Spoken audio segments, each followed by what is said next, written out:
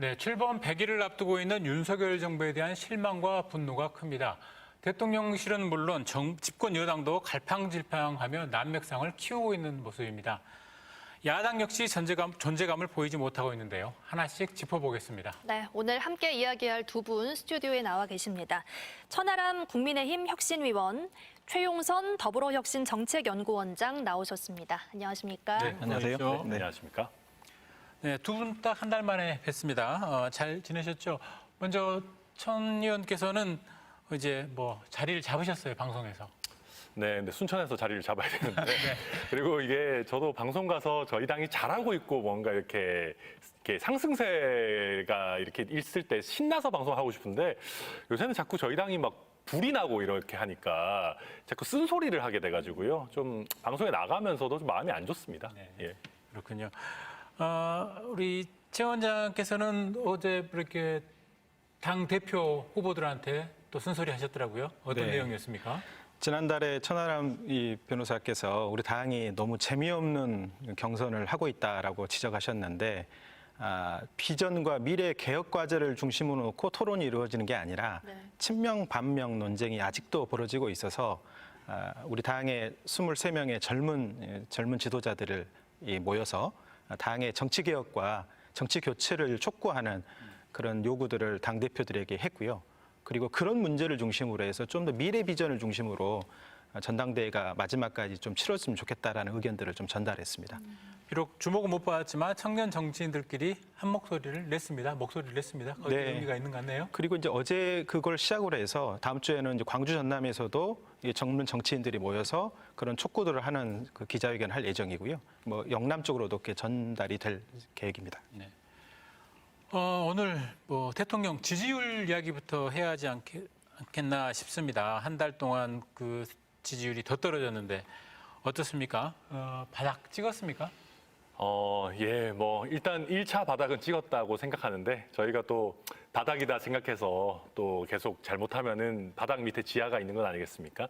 지금 지지율이 사실 저희가 탄핵 대선 때 당시 홍준표 후보가 받았던 24%대 정도의 지지율입니다. 네. 그러니까 어지간해서는 흔들리지 않는 콘크리트인 거는 맞습니다. 그럼에도 불구하고 이대로 만약에 저희가 반등의 계기를 잡지 못하고 최근에 뭐 대통령실이라든지 저희 당에서 하고 있는 것 같은 망언들을 쏟아내고 낸다면은 뭐 이 1차 콘크리트도 무서지지 말라는 법이 없는 거거든요. 실제로 최근에 여론조사 데이터들을 보면 60대 이상 그리고 TK 지역 이런 어떤 전통적인 보수 지지층이라고 하는 분들도 실망감을 굉장히 많이 표출하고 있습니다. 그래서 아무튼 저희가 이게 여론조사 데이터 나온 거 보고 이게 횡보하고 있다라고 해서 좋아할 일이 아니고요. 반등의 계기를 반드시 만들어야 되는 그런 상황입니다. 네. 제가 이제 한 달 전에 여기에서 30% 초반대일 때 전면 쇄신하지 않으면 떨어진다 더 그러고 말씀드렸는데 한 달 만에 20% 초반까지 떨어졌습니다. 다시 똑같이 말씀드리는데요. 전면 쇄신하지 않으면 그동안 해왔던 국정운영 방식과 인사 문제가 있다고 지적하는 국민들이 지적하는 이 인사들을 바꾸고 국정운영의 방식과 태도를 바꾸지 않으면 더 떨어질 수 있다 생각합니다. 지금 저기 나오는 보면 지지율이 24%에서 25%로 숫자가 1% 정도 올라갔어요. 그래서 하락세가 멈췄다라고 해석한 언론 기사도 있었고 또 이제 뭐 아까 얘기했듯이 바닥 찍었다 뭐 이런 말 해석할 수 있는데 저는 그 의미가 없다고 봐요. 아니 뭐 경계해야죠. 1%면은 사실 그 오차 범위 네, 안에 네. 있는 거잖아요. 그러니까 이게 우리가 지금 25%면은요. 사실 광우병 사태 때랑 비슷한 지지율입니다. 국민 4분 모아 놓으면은 한 명만 지지한다라는 거고 윤석열 대통령을 그 대선 때 뽑았던 분들 중에도 2명 중에 1명 가량은 등을 돌렸다라는 거기 때문에 우리가 여기서 1% 올랐으니까 괜찮다. 바닥 찍었다. 이런 얘기 하기 시작하면은 진짜 그러면 안 됩니다. 사실 앞서 보여드린 게 지금 지난주가 반영된 거잖아요. 8월 9일부터 8월 11일 조사이기 때문에 다음 주는 또 이제 이번 주의 이슈가 또 반영이 되지 않겠습니까? 그렇죠. 이제 가령 오늘 발표가 난 게 어제, 그제, 그래 3일 정도를 놓고 보는데, 근데 이제 어제 또 상황이 또 생겼지 않습니까? 그러면 이제 어제 상황 아마 더 떨어졌을 겁니다. 그래서 이런 것들이 날마다 당정 대통령실이 번갈아 가면서 지금 지지율을 떨어뜨릴 만한 요인들을 계속 만들어내고 있기 때문에 이제 이 위험 요인들을 이제 제거하지 않으면 더 떨어진다. 지금 오늘 갤럽 조사를 보니까 국민의힘 지지층 중에서 55%, 그다음에 보수라고 내가 생각하는 사람들 중에서 48%만 윤석열 대통령의 국정 운영에 대해서 지지하고 있거든요. 근데 문제는 뭐냐면 이 전체적인 파이가 줄어들고 있다는 거예요.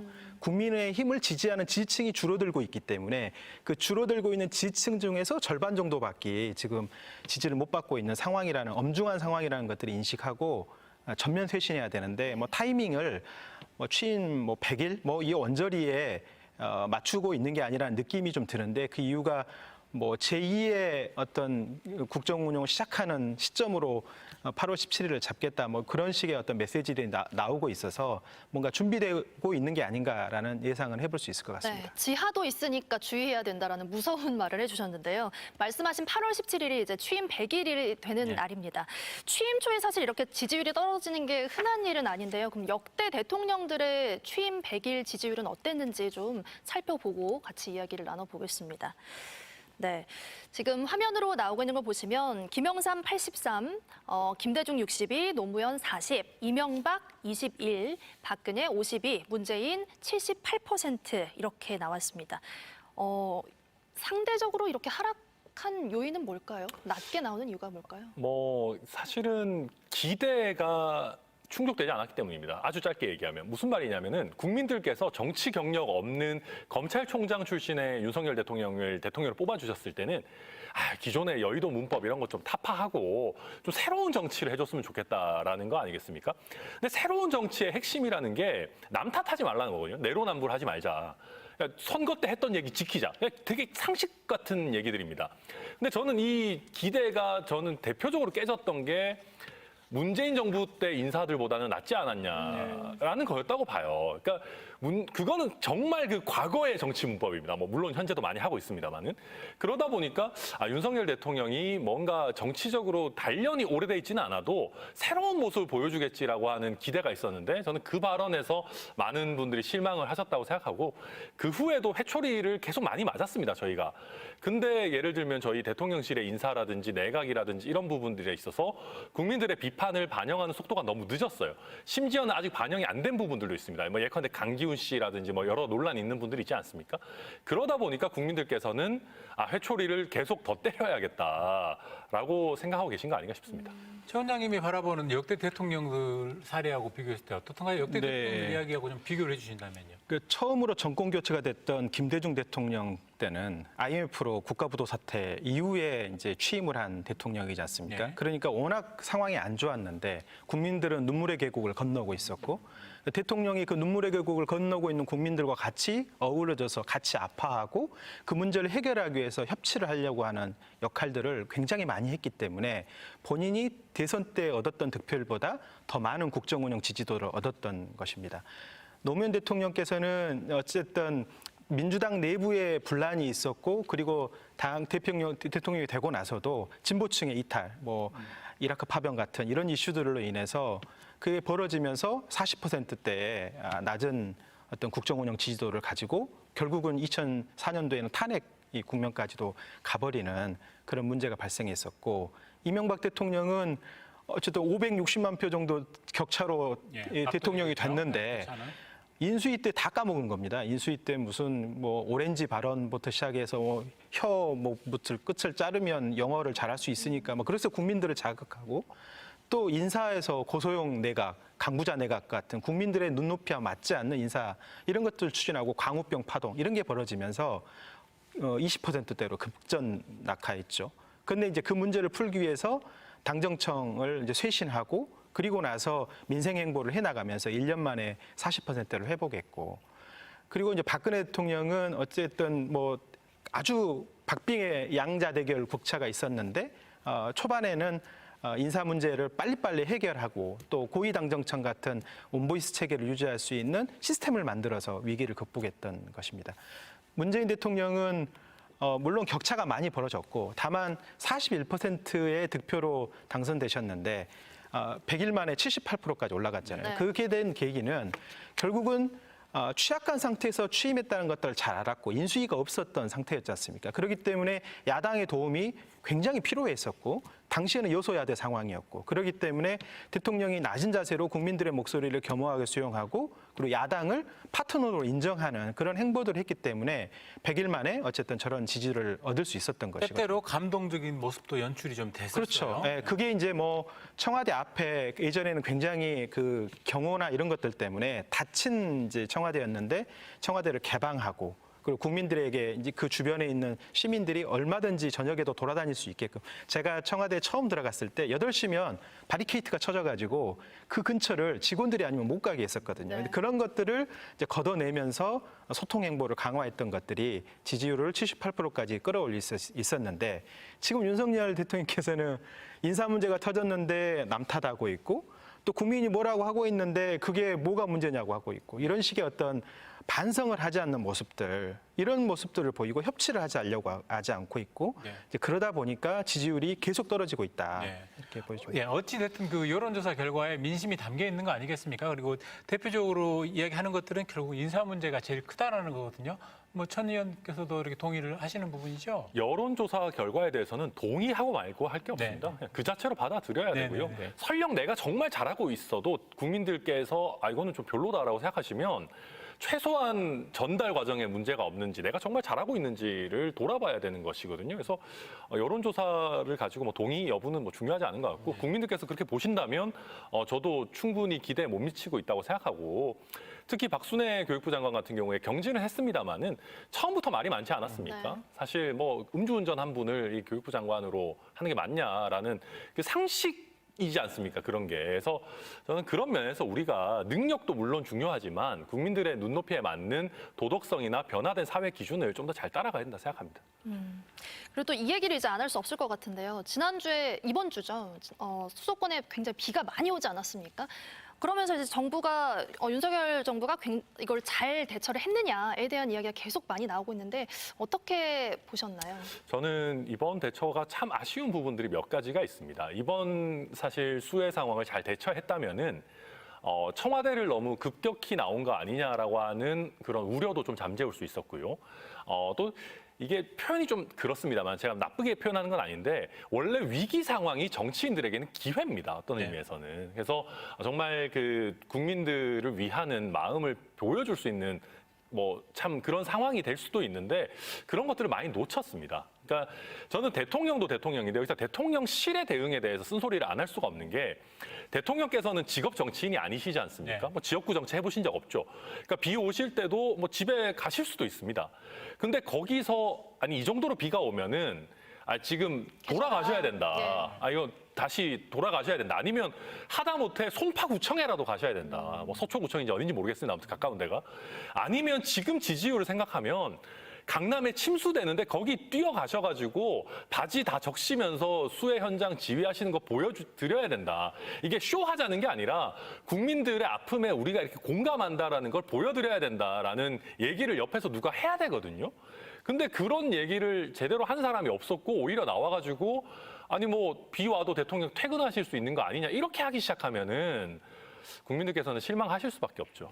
그러니까 윤석열 정부에 대해서 비판하고 반대하는 국정 운영에 지지하지 않는 분들의 상당 정도, 40%가 넘는 정도가 무능, 무책임, 무기력 이 문제를 지적하거든요. 거기에는 이제 대통령의 태도까지 다 포함되어 있는 건데 이번에 그 위기 상황이 닥쳤을 때 이 문제가 발생한 원인이 뭘까를 따져보면 원래 이제 예전에 청와대라는 게 위기관리센터, 국가 위기관리센터에서 이런 위기 상황을 최초의 상황 판단을 합니다. 그러면 원래 따지면 청와대 주변에 청와대 행정관들이 한 200명 정도가 상시 대기하고 있습니다. 그래서 위기 상황에 대응하는 인력, 필수 인력들을 다 지정을 해서 걸어서 10분 거리에, 차로 10분 거리에 모든 관사에다가 그 사람들을 우선 배치를 합니다. 그래야지 이런 위기 상황이 닥치면 다 튀어나와서 이 문제를 체계적으로 대처할 수 있는 거거든요. 물론 대통령 관저도 청와대에 있었기 때문에 이런 문제가 닥치게 되면 청와대가 국가의 이런 재난 대응의 컨트롤 타워로서의 역할을 다 할 수 있는 거거든요.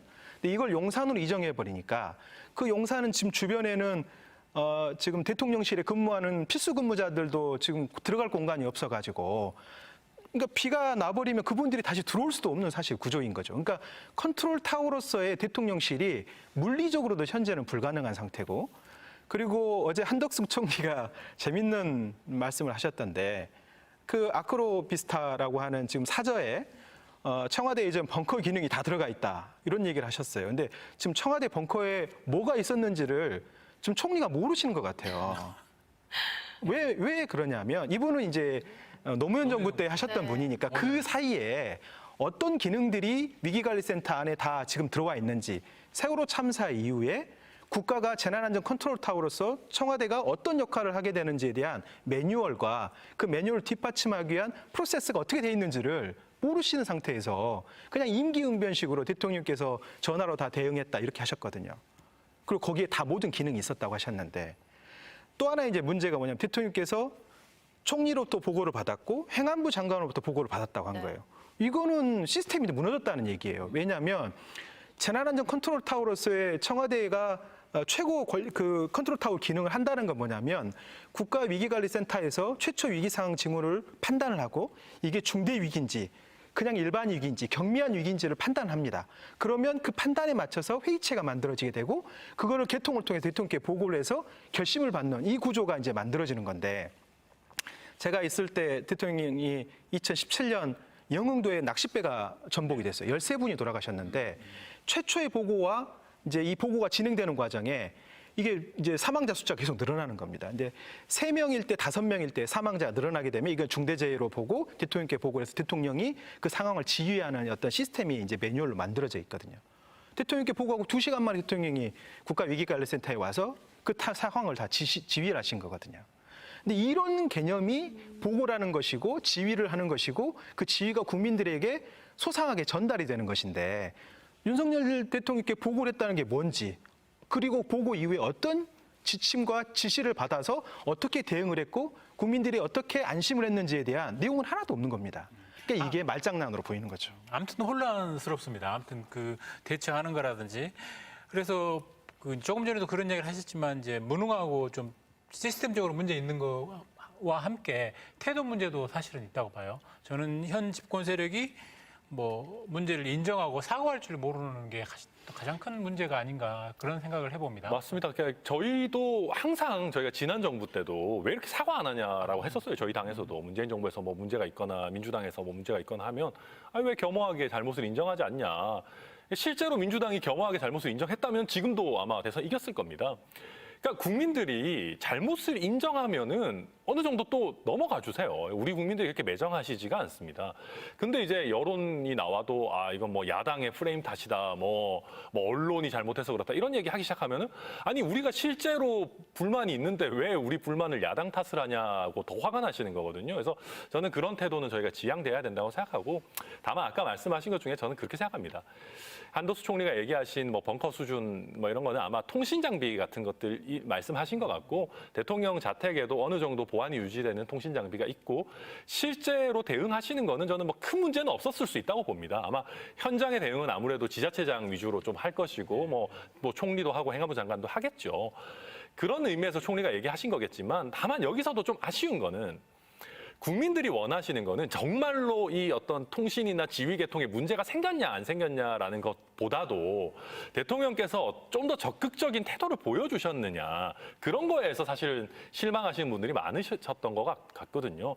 그래서 우리가 자꾸 국민들이 뭘 실망하셨는지에 대해서 핀트를 못 잡으면 더 화를 돋구게 되니까, 여튼 각설하면 저희 대통령실에 조금 더 정무 기능과 또 홍보 공보 기능에 대해서 보강이 좀 필요하지 않나, 그렇게 생각합니다. 그 대통령이 가셨던 그 참사 현장, 그거를 홍보물로 만들어서 논란이 됐던 그 현장에 실제로는 보고 과정에서 10시에 뭐 주무시다 돌아가셨구나, 이런 얘기를 하셨잖아요.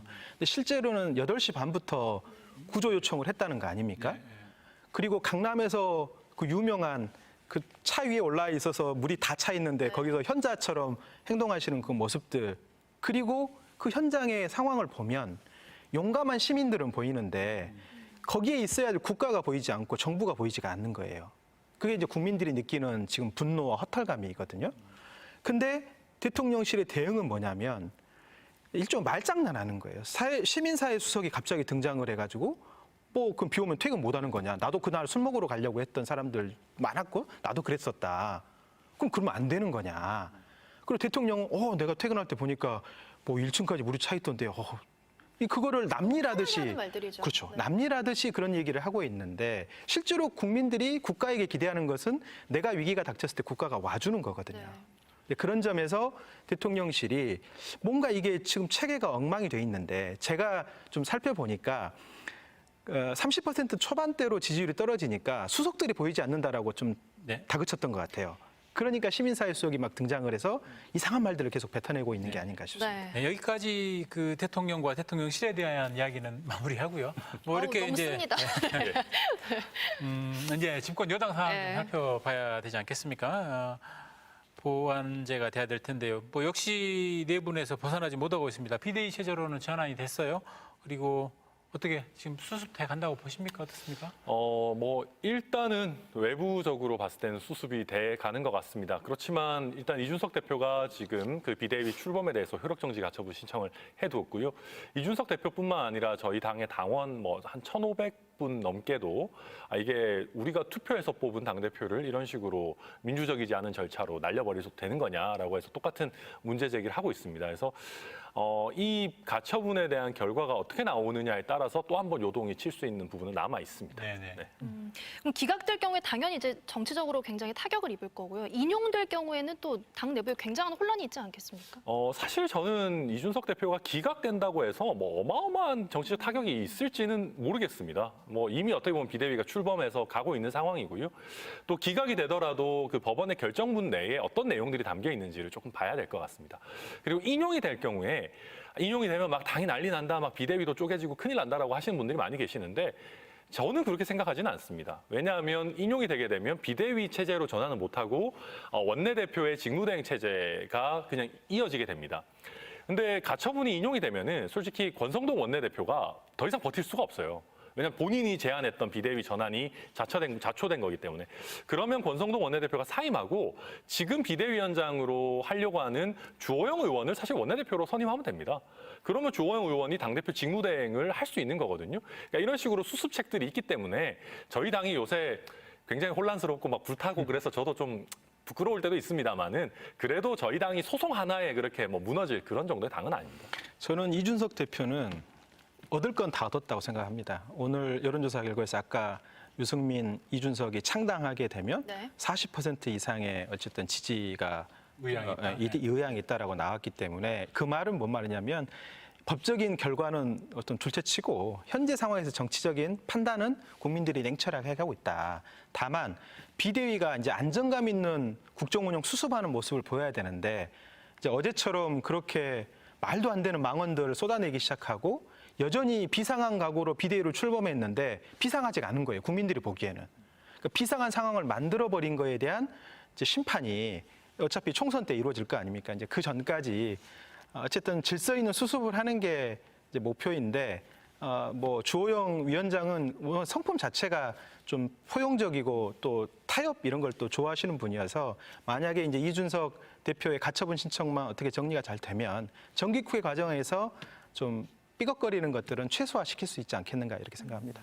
어제였나요? 또 이제 SNS에 게시물을 하나 올렸잖아요. 쌓는 건 2년, 무너지는 건 2주라는 글과 함께 무너진 건물의 어떤 사진을 게시를 했었는데 어떻게 보셨는지 좀 두 분의 의견이 궁금하더라고요. 저는 그 정상 영업이라는 표현에서 네. 이준석 대표가 하고 싶은 말을 저 한 장으로 다 보일 수 있는 그런 능력이 대단하다라는 생각을 했는데 폐허가 되는 게 중요한 게 아니라 폐허가 됐는데 정상 영업하고 있다고 국민들에게 보여지는 이 모습에 대한 비판이었는데 어찌됐든 천막을 치시더라도 영업할 수 있는 준비들은 하실 거라고 봅니다.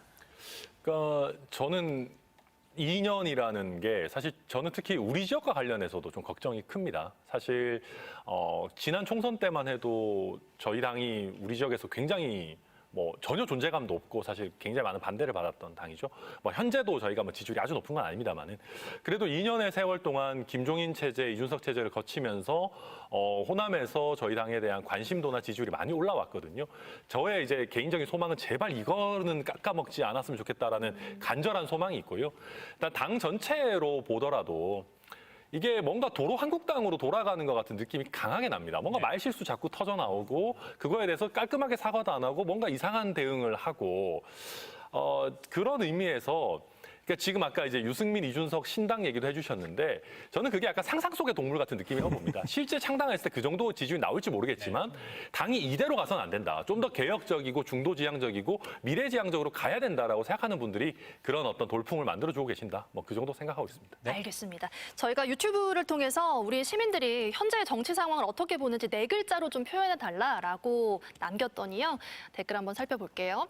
여당 정치 상황 중구난방 같습니다. 바뀌나 했는데 여전합니다. 예전보다 갈라치기 혐오 정치가 더 심해지는 것 같다라면서 중구난방이라는 말을 남겨주셨고요. 다음 볼게요. 답도 없다. 따로 설명이 필요할까요? 예, 다음 살펴보겠습니다. 네, 착각의 늪이라고 하시면서 이준석 없이 민주당을 이길 수 있다고 착각하는 국민의힘, 이재명으로 국힘을 이길 수 있다고 착각하는 민주당, 두 당 모두 착각의 늪으로 빠져드는 중 같습니다. 라고 아픈 소리를 또 해주셨고요. 다음 볼게요. 네, 독인 객인이라고 하시면서 우리 눈엔 거기서 거기 같은데 여야는 누가 더 잘못했나를 가리려고 하는 것 같습니다. 서로의 잘못을 들춰내기보다는 국민을 위한 정치를 좀 해주길 바란다라는 바람을 남기셨어요. 네, 유튜브 댓글 보시고 두 분 뭐 보태주거나 뭐 다 너무 맞는 말씀이라 가지고. 근데 제일 슬픈 게 이제 독인객인이죠. 저희가 이제 정치가 보면은 그 감나무 밑에 기다리면서 입 벌리고 있는 거랑 비슷합니다. 내가 뭘 할 생각 안 하고 상대당이 실수하면은 감 떨어지면 이제 먹어야지. 약간 그런 식이고요. 이게 어떤 굉장히 악성 카르텔 같은 겁니다. 국민들 입장에서는 선택지가 사실 2개밖에 없는데 둘 다 잘못하고 있으면 어떡하냐라는 거고.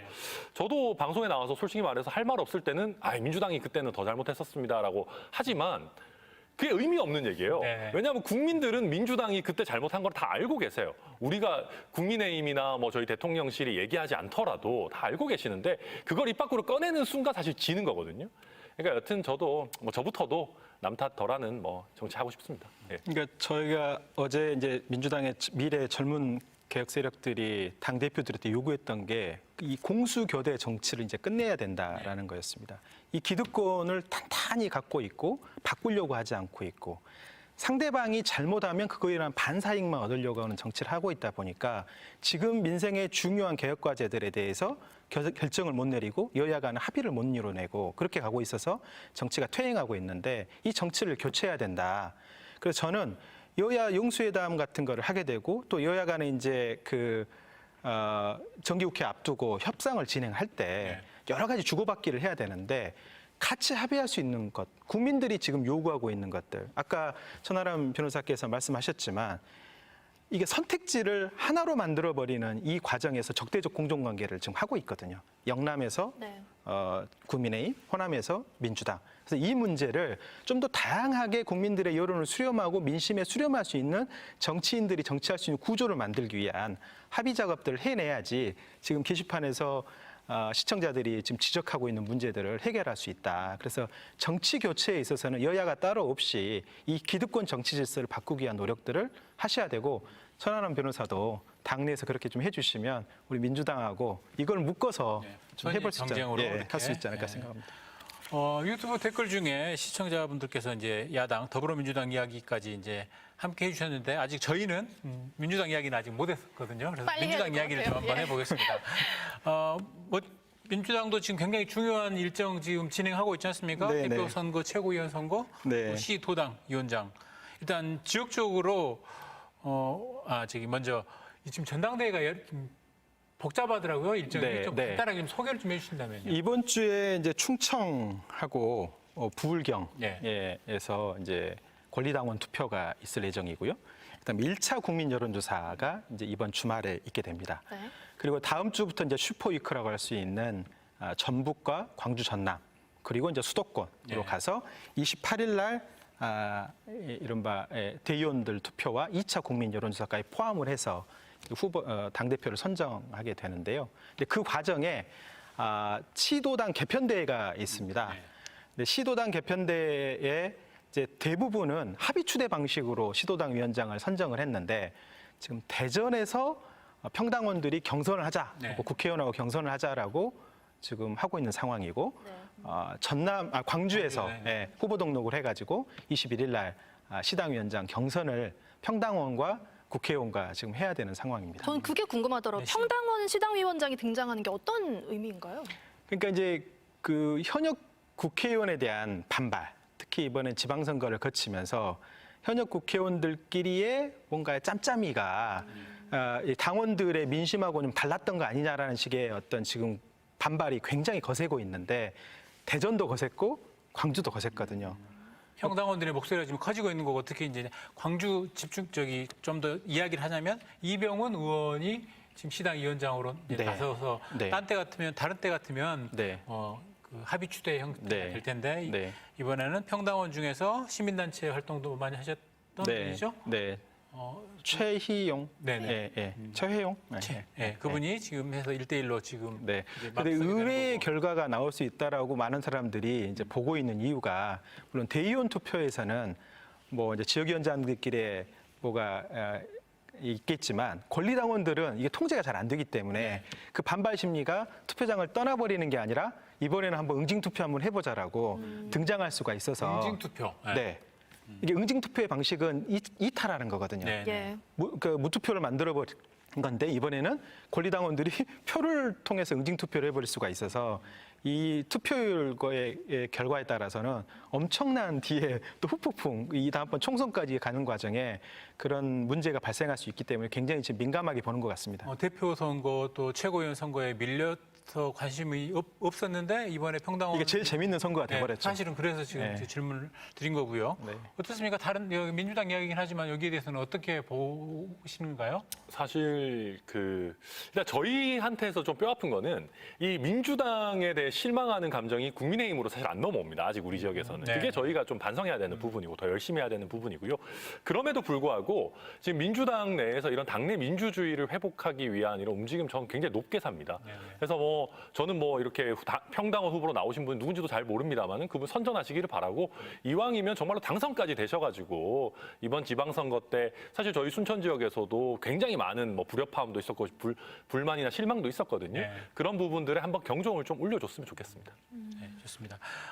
다시 이제 또 중앙 정치 쪽으로 이야기를 넘어가서요.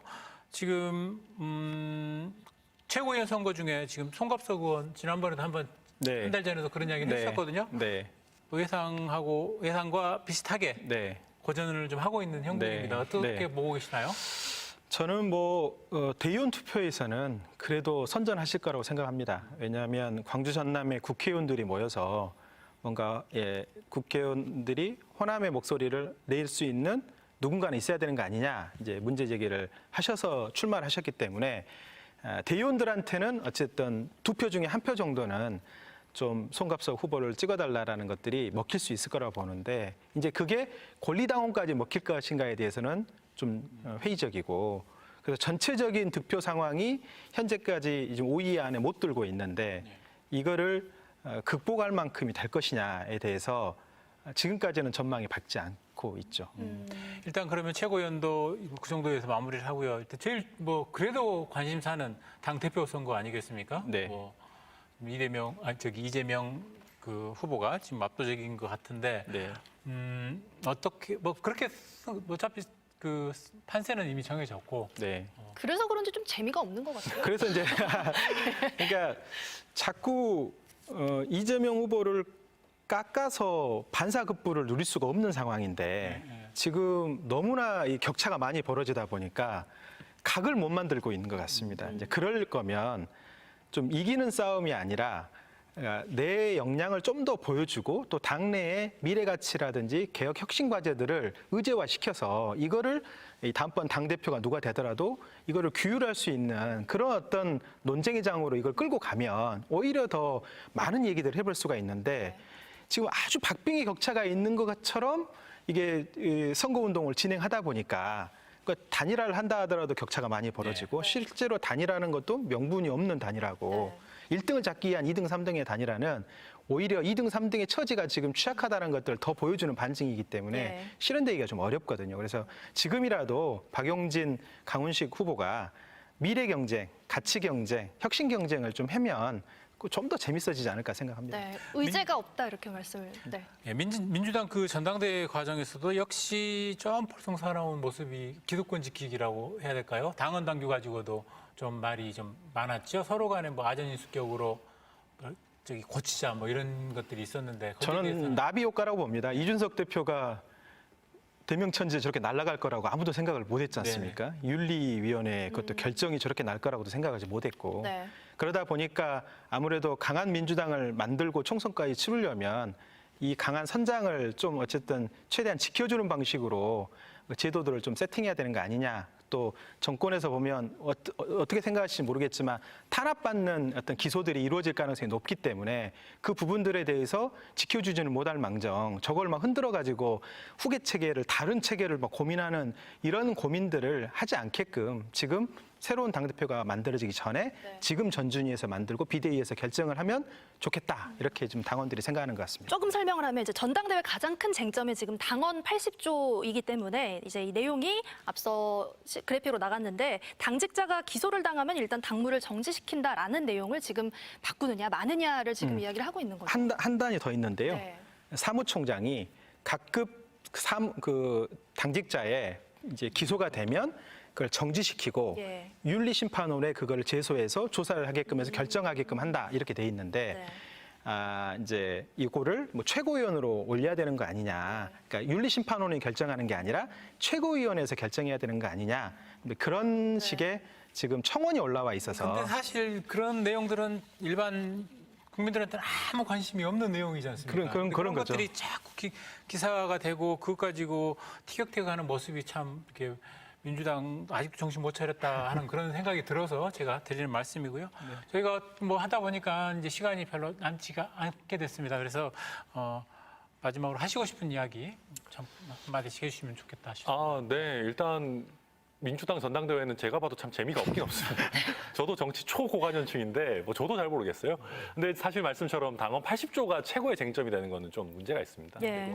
그리고 민주당 근데 이제 상황보다 저희 당 상황이 훨씬 더 엄중하기 때문에 저희가 이제 비대위의 비대위를 만들 수는 없는 노릇 아니겠습니까? 그래서 좀 빨리 이런 혼란이라든지 김성원 의원의 뭐 어떤 막말이라든지 이런 부분도 잘 정리되고 저희가 정말 정책적으로 국민의 삶을 뒷받침하는 집권 여당이 될 수 있도록 더 노력하도록 그렇게 하겠습니다. 네, 최 원장님. 저희도 그 대통령과 집권 여당이 계속 잘못을 해서 그 피해가 국민들에게 돌아가는 걸 지금 바라지는 않습니다.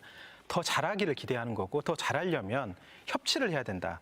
주고받기를 해야 되고 타협을 해야 된다. 그런 점에서 집권 여당이 빨리 자리를 잡고 대통령실이 체제를 일신을 해서 여당과 야당이 정기국회에서 국민들의 민생 문제, 지금 고물가 문제 이런 문제를 해결하기 위한 선의의 경쟁을 할 수 있게끔 좀 했으면 좋겠다 이렇게 기대해 봅니다.